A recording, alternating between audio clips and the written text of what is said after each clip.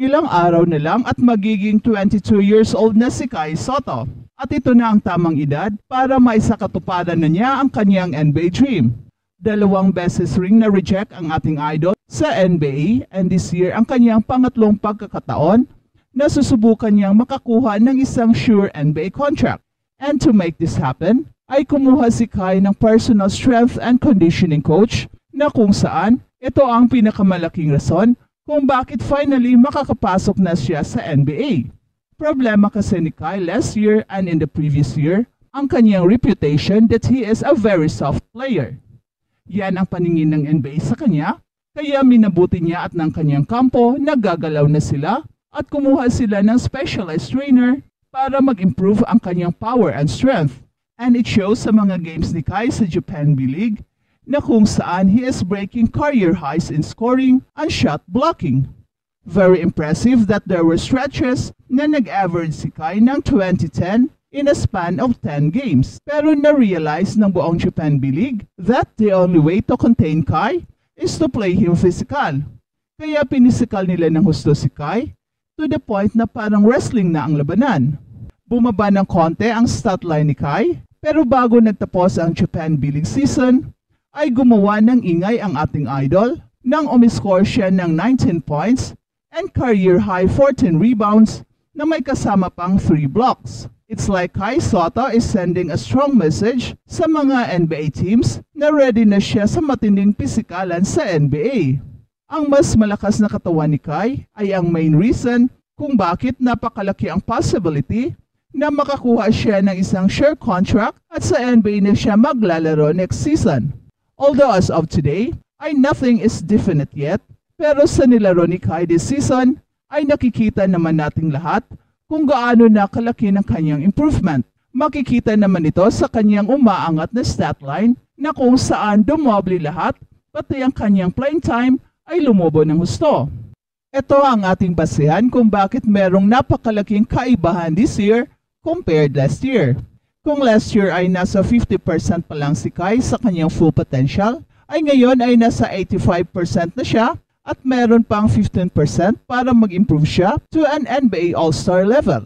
At ang isang NBA ready na Kai Sotto ay siya ring maglalaro para sa Gilas na nagtatangkang mag-qualify sa Paris Olympics.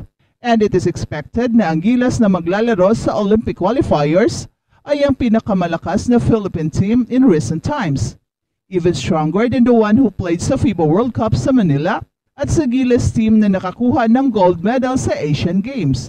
Sagana kasi sa height ang present Gilas team with Kai Sotto, A.J. Edu, Junmar Fajardo, Carl Tamayo, Kevin Kembao, Mason Amos at Chapit Aguilar. Napakalaki ng ating frontcourt na kahit sa mga European teams ay may panlaban na tayo. And don't forget na meron pa tayong Justin Brownlee who can play guard, forward, and center kung kailangang mag-small ball. Kahit ang ating mga guards ay naglalakihan na rin at puro mga ultra-high energy players led by Scottie Thompson, Sergio Perez, and Chris Newsome, all not below 6 feet. Kaya defensively ay hindi na tayo dehado, pero in terms of scoring ay mahihilo ka sa dami ng scorers ng Gilas team na to.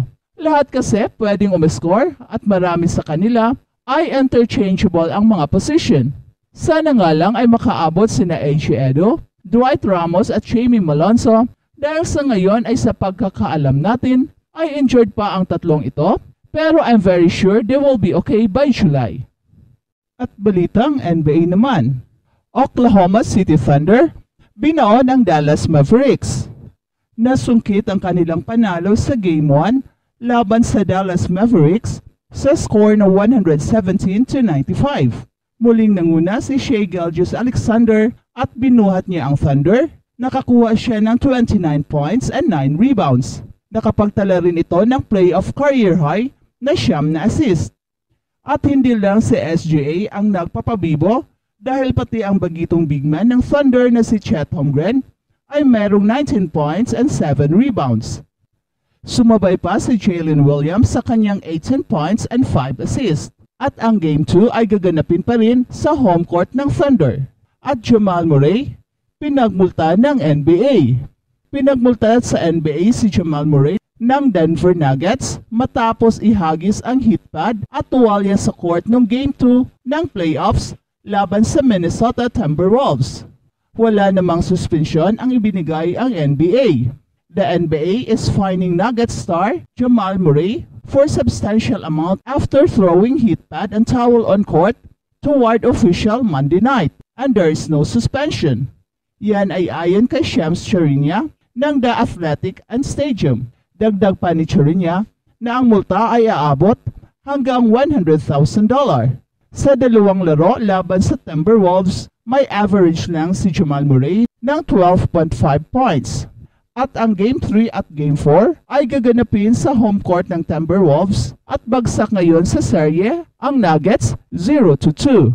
Si Jamal Murray na nanguna sa first round series laban sa Los Angeles Lakers na may maraming game-winning shots pero nahirapang humarap sa matinding depensa ng Minnesota Timberwolves. Sa Game 1, si Murray ay hindi nakapuntos sa first half at ang kanyang 17 points sa second half ay hindi sapat sa kanilang pagkatalo sa 106-99. At sa first half ng Game 2, si Jamal Murray ay nagtala lamang ng 2 puntos sa 1-for-10 shooting. Nagtapos siyang may 8 puntos sa 3 of 18 shooting, bagaman nakakuha siya ng 13 rebounds at may 2 assist at steal.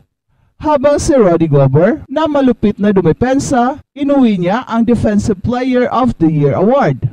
Muling hinirang na NBA Defensive Player of the Year ang center ng Minnesota Timberwolves na si Rudy Gobert.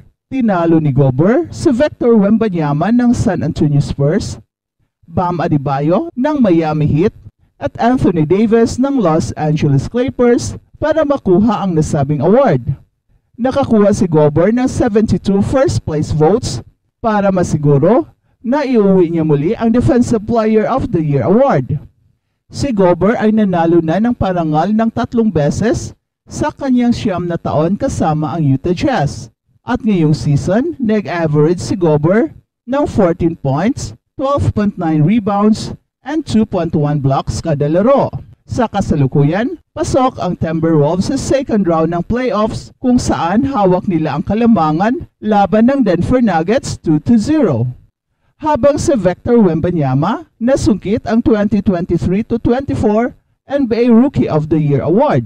Matapos ang pagpapabibo sa buong regular season, inuwi ng big man ng San Antonio Spurs na si Victor Wembanyama ang NBA Rookie of the Year award. Tinalo ni Wemby si Chet Holmgren ng Oklahoma City Thunder at Brandon Miller ng Charlotte Hornets para makuha ang nasabing award. Hindi rin dikit ang laban dahil nakakuha ang big man ng Spurs ng 99 first place votes